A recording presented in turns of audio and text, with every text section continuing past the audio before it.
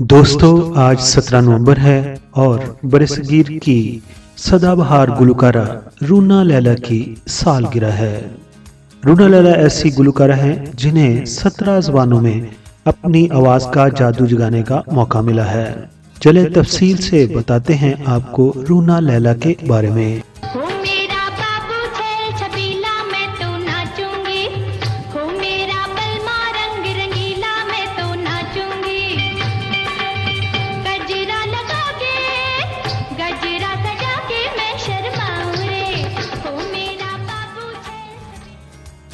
गुलकारा रूना लैला 17 नवंबर 1952 को बांग्लादेश के शहर सिलहेट में पैदा हुई हैं।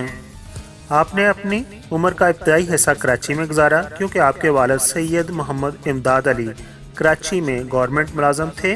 जैसा कि सब जानते हैं कि पाकिस्तान में डिस्को और हिप हॉप म्यूज़िक को सबसे पहले गुलकार अहमद रुश्दी ने मुतारफ़ कराया और रूना लैला भी अहमद रुश्दी के गाना गाने के अंदाज से बहुत मुतासर थीं और वो मौसीकी में उन्हें अपना उस्ताद समझती थीं और इस तरह रूना लैला ने अहमद रुश्दी के स्टाइल को ही अपनाया।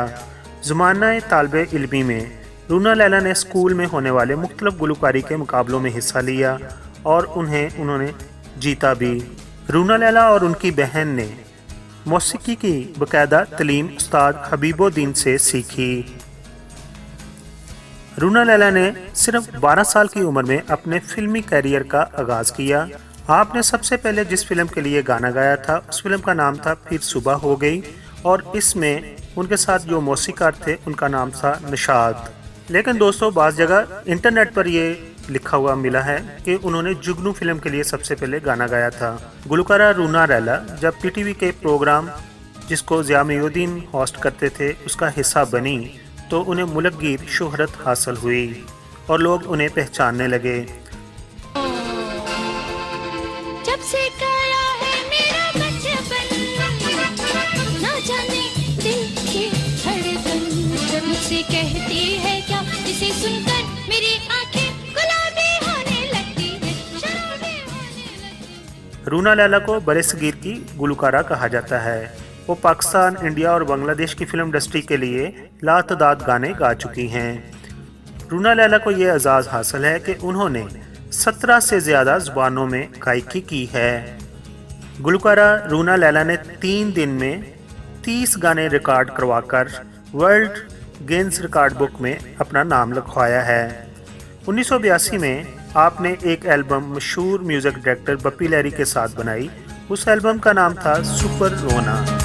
आपकी उस एल्बम की कॉपी पहले दिन ही 1 लाख से ज़्यादा फरोख्त हुई और आपको गोल्डन डिस्क अवार्ड से भी नवाजा गया। गुलकारा रूना लैला बांग्लादेश के क़याम के बाद पाकिस्तान से बांग्लादेश चली गईं। पाकिस्तान के लोग उन्हें बहुत पसंद करते हैं और पाकिस्तान ने उन्हें शोहरत, दौलत और इज्जत दी है।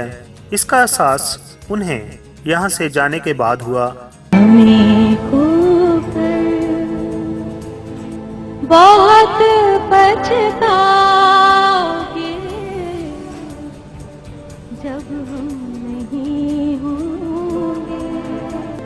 मैं ये गाती हूँ तो मुझे रोना आता है। उन्होंने मुंबई में जाकर किस्मत आजमाई की लेकिन वो वहाँ पर कामयाब ना हो सकीं क्योंकि मुंबई में लता मंगेशकर पहले से ही मौजूद थीं और वो वहाँ पर वो मुकाम हासिल ना कर सकीं जो उन्हें पाकिस्तान फिल्म इंडस्ट्री में हासिल था। तो फिर उन्होंने सोचा कि क्यों ना म्यूज़िक कंसर्ट किए जाएं और वो दुनिया में जगह जगह जाकर उन्होंने मुख्तलिफ म्यूज़िक कंसर्ट में हिस्सा लिया। मज़ेदार बात यह है कि वो तमाम उम्र दुनिया भर में स्टेज पर वही गीत गाती रहीं जो उन्होंने पाकिस्तानी फिल्मों के लिए गाए थे। जो पैगाम मिला दिल ये समझा के छलकता हुआ एक जाम मिला। अब हम उन चंद फिल्मों की बात करते हैं जिनके लिए रूना लैला ने गाने गाए और जो कि पाकिस्तान में बनी। उनमें शामिल है फिर सुबह हो गई, जुगनू, कमांडर, हम दोनों, अंजुमन, अमराऊ जानदा, मन की जीत, एहसास, दिलरुबा, ज़ैलदार। ज़ैलदार ऐसी फिल्म है जिसका एक गाना बहुत ही ज़्यादा मशहूर हुआ और गाने के बोल थे, दो दिल एक दूजे कोलों दूर हो गए, दो दिल एक दूजे कोलों दूर हो गए। दोस्तों अब बात करते हैं उन फिल्मों की जो इंडिया में बनी और उनके लिए रूना लैला ने गाने गाए।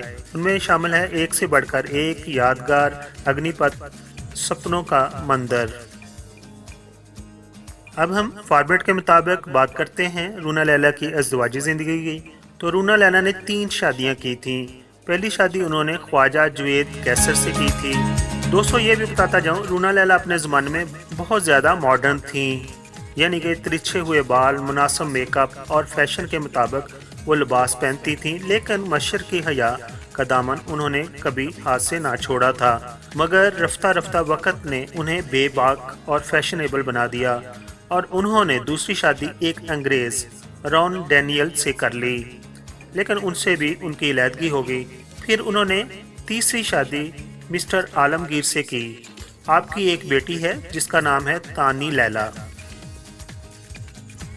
अब हम आखिर पर बात करते हैं उनके चंद अवार्ड्स की जो उन्हें मिले, जिनमें शामिल है Bangladesh national film award for best female playback singer, lux life time achievement award, और उन्हें पाकिस्तान से निगार्ड अवार्ड जो है उस वक्त बहुत पॉपुलर था, 1968 और 1970 में मिला था। इसी तरह उन्हें पाकिस्तान से दूसरा अवार्ड क्रिटिक्स अवार्ड के नाम से मिला।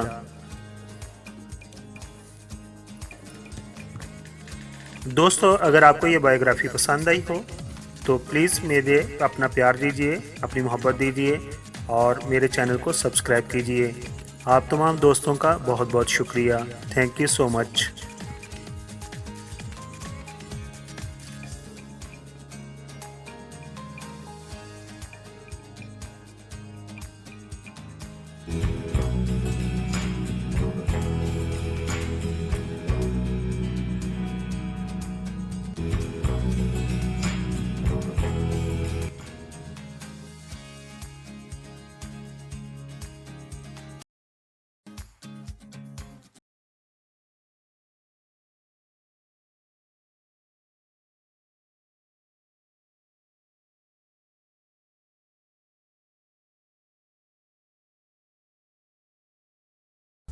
मुअज़्ज़ज़ सब्सक्राइबर, हम आपके शुक्रगुजार हैं कि आप अपना वक़्त निकालते हैं और अपनी कीमती राय हमारी वीडियोस पर देते हैं।